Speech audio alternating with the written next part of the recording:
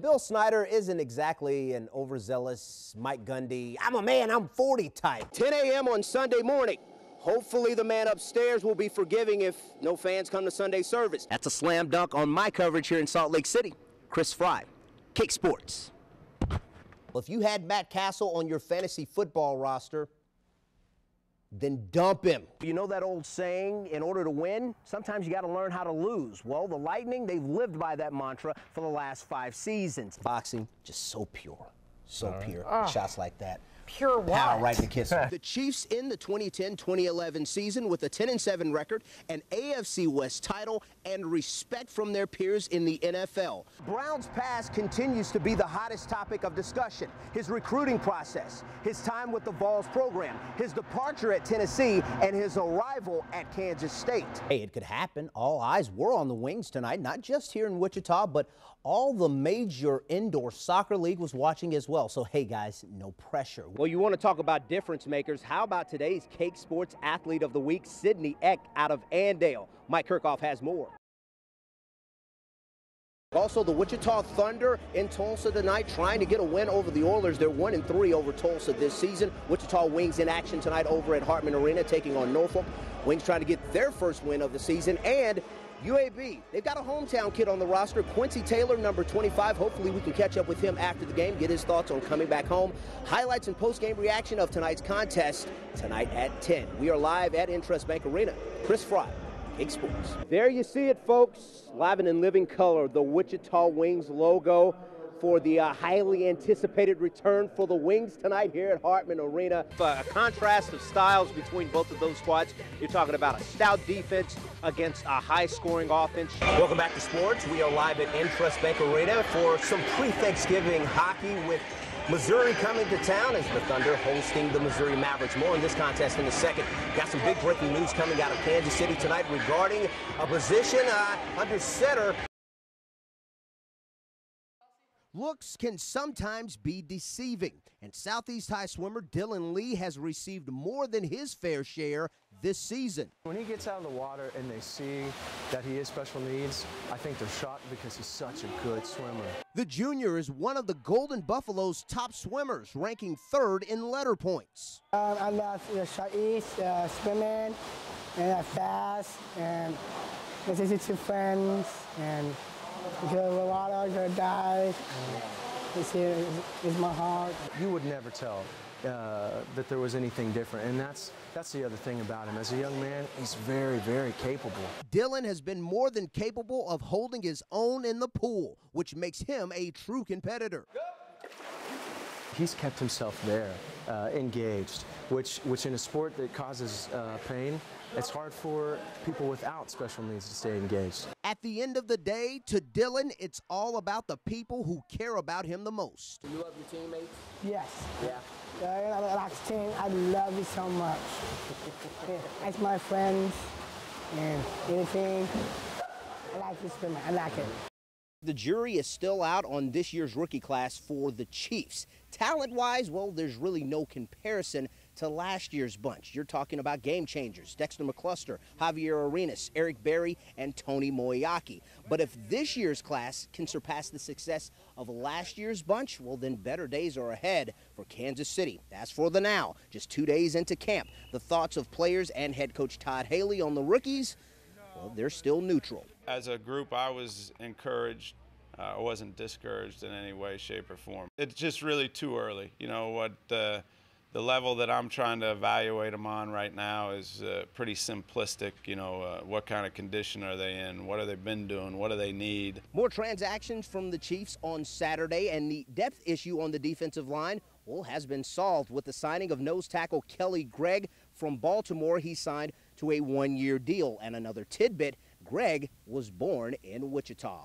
At Chiefs training camp in St. Joseph, Missouri, Chris Frye, Cake Sports. Boy, what a start to the Missouri Valley season tonight with a pair of upsets from top-tier teams. First, number 21 Creighton falling at home to Missouri State by 12, Kyle Weems 31. And Drake rolling Indiana State by 15. So what about Wichita State? Would they fall victim to the upset bug? Shocks host the Blue Jays on Saturday at Bradley tonight. No false starts from WSU. They start the game on a 14-6 run. Garrett Stutz, huge game with the flush. Points off turnovers key for the Shockers tonight. Demetric Williams on the break, the hoop and foul. Later, crank up the dunk counter, Herndon. Here we go, David Kyles. Oh, man, flying, and he's got ambition. And then James Anacreon, like Common's new CD, track number 4, Sweet. 11 steals for WSU, 15-point lead at recess. Second half, all about hustle points. The freshman Jake White sacrificing life and limb to Carl Hall. And here's the exclamation point to Kel Cotton. Crossover. Well, you know things are going your way when shots like that fall. Nice shot by the freshman from Georgia. The most lopsided victory in this rivalry. 39-point win for Wichita State, 90-51. Third straight 90-point game for State. All 5 starters in double figures, led by Stutz with 14 and 10 to Ray Murray, Joe Ragland, each with 12. Shockers extending its winning streak to 8 games. Kansas, they've still got a couple of non-conference matchups remaining before their Big 12 opener against Kansas State a week from tonight. Jayhawks back on the floor today after the Christmas holidays, refreshed, refocused, and ready to play KU basketball. This is good for us, man. We need to get better. We need to become more of a team, and I think Christmas break is the best time. And after Christmas break, we play 2 games a week, so practices aren't going to be as long, probably not as hard. We just want to finish our conference schedule out strong. So, we want to come home and, finish these last 2 games off and get the conference started. Wichita Thunder defenseman Andrew Martins was called up to the AHL's Oklahoma City team earlier today. This after being named a starter to this season's CHL All-Star team just an hour prior. And Martins' presence will be sorely missed for Wichita in the next month. The Thunder will embark on the toughest stretch of its schedule after tomorrow night's home game against Texas. 7 of the next 8 all on the road. We got a daunting task ahead of us, that's for sure, and we got to be on our game. We're playing a lot of good hockey clubs here. We're going to be spending a lot of time on the road, so we need our points right now because there's going to be some teams that get a little bit lighter schedule than us that are behind us, and we got to watch out for those clubs.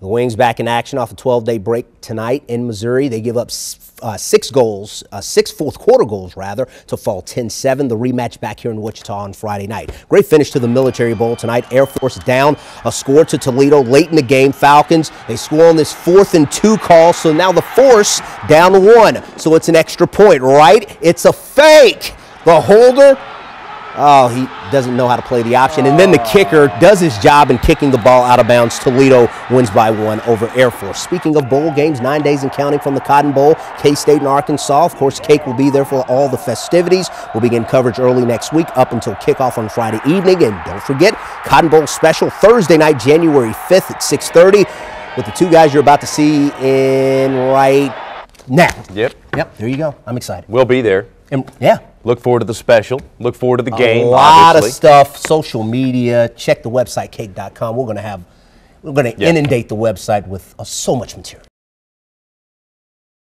My question to you is, do you guys believe in the Wildcats now, 5-0, number 17 in the country? And do you believe the great job that Bill Snyder has done with this program in his 3rd year back in Manhattan? I'm going to play devil's advocate real quickly. Everyone's saying at home, Connor's a junior. He's going to change his mind within the next year.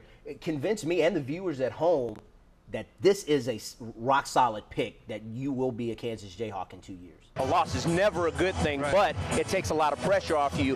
Obviously, the pressure's on Oklahoma State tonight. So with that said, do you see K-State possibly giving the Pokes a problem? Say with this example, with what happened with Nevin Shapiro, and when going through this situation, you had to know as an advisor, even just surveying the situation, an antenna had to come up and say, you know what, this might not be the right thing for Arthur and Bryce. That never came up to mind. With Detroit, San Diego, both of those games on the road, and Minnesota back in Kansas City, is it time for Chiefs fans to panic?